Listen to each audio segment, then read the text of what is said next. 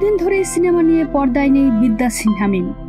2022 সালের আলোচিত পরাণ সিনেমার পর তাকে আর সেভাবে দেখা যায়নি। এরপর তার অভিনীত দামাল নামে একটি সিনেমা মুক্তি পেলেও এর রেসপন্স খুব একটা সুবিধাজনক ছিল না। বলা যায় এরপর থেকে সিনেমা নিয়ে মিম রয়েছেন আলোচনার বাইরে। তবে বিজ্ঞাপন ও ফটোশুটের কাজে তিনি নিজেকে ব্যস্ত রেখেছেন। এই দুটি কাজ নিয়ে খবরের শিরোনামও হয়েছেন, কিন্তু এর মাঝে আর নতুন সিনেমায় যুক্ত হওয়ার খবর দেননি এই অভিনেত্রী।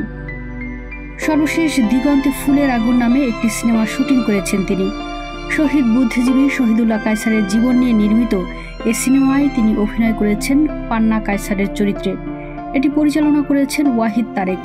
দেশের রাজনৈতিক পট পরিবর্তনের ঘটনার পর সিনেমাটি কবে মুক্তি পাবে বা আদৌ পাবে কিনা এ নিয়ে রয়েছে সংশয়। মিম বলেন, সিনেমাটির শুটিং শেষ, কিছু প্যাচ ওয়ার্কের কাজ বাকি আছে, সেগুলো আগামী 16 ও 17 জুলাই করা হবে, সেজন্য প্রস্তুতি নিচ্ছি, তারপরেই পুরো কাজ সম্পন্ন হবে।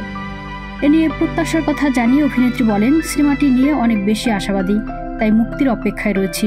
অনেক সুন্দর একটি গল্প, প্রত্যাশা করছি দর্শকরা প্রেক্ষাগৃহে এসে দেখবেন। অর্থাৎ এ সিনেমা দিয়ে আবারও ক্যামেরার সামনে দাঁড়াচ্ছেন অভিনেত্রী। সিনেমার বাইরে ওয়েব সিরিজে অভিনয় করেছেন মিম।